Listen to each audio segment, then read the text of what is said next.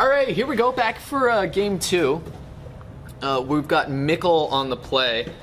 Probably interesting to see what he's going to bring in for his sideboard. He has things that gain him life. Not that that's necessarily where we want to be going with this. We've got a couple Kalitas. We've got Whip of Erebos. Interesting. Let's see if he brings in the Sword of Light and Shadow. Will's deck, mono white. Swords of Light and Shadow gives protection from white. Well, that seems pretty good. Seems pretty good. Yeah. On Will's side, we do have things like Kitchen Finks or possibly Rest in Peace for that. Yeah, Rest in Peace. Rest in Peace actually pretty fantastic against Micol's deck. He relies a lot on the graveyard. We saw 2 cards that interact heavily, the entire Undying mechanic and Bloodghast. Yeah. So being able to get rid of that line of attack or that line of recursive threats on Micol's end is certainly something that's going to serve Will pretty well. And there's also that Ghostly Prison or single Blessed Alliance that might turn a tide if game goes long. Yeah. Being able to gain those couple of life points certainly First going creature to make on a little the bit of field. a difference. Oh, and we see that sideboard Sunlance. If there was ever a match for it, it kills pretty much all of Micol's creatures. Granted, Will didn't see any of the Grey Merchants, but, well, you've got the answer to the blocker, having to pay that extra mana because of Thalia's taxing effect. Uh-oh.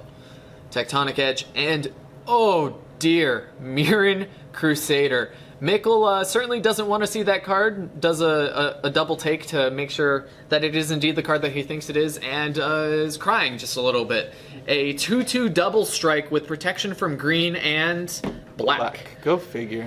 Yeah, so Micol's on a clock now.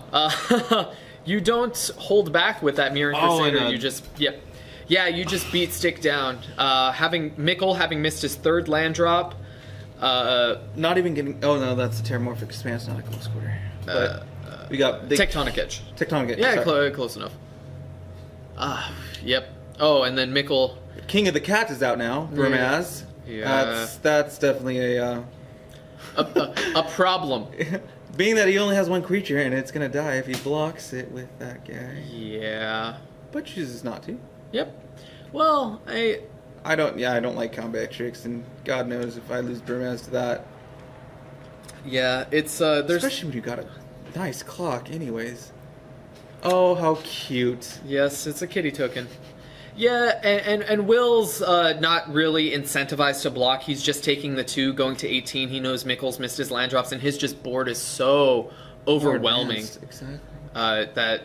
And he knows the attack's going to do more damage than the blocking if anything ever happened to. And part of me, Will going down to 16 on that turn.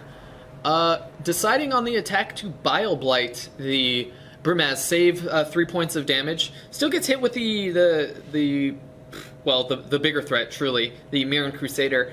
And Micol's going to have something. And, oh, look, additional cute points. The Golem token created by the Blade Splicer. Will certainly wins the hearts of the commentating staff. At least over the 90s kids. Yeah. I certainly give him points for his choice of tokens. Kind of equals out playing the lands above, doesn't it? Exactly. Still, at this point in the game, Will is still firmly ahead, doesn't even have to worry about blocking anything that Micol could possibly have. If he blocks, he's just giving away points, giving away his creatures, where his position is just so dominating right now. Micol can take 7. Jeez. Virtually 1 million points here. That is a big swing. Total, we're looking at 362. If the math checks out, I believe it's 3.5 million points of damage.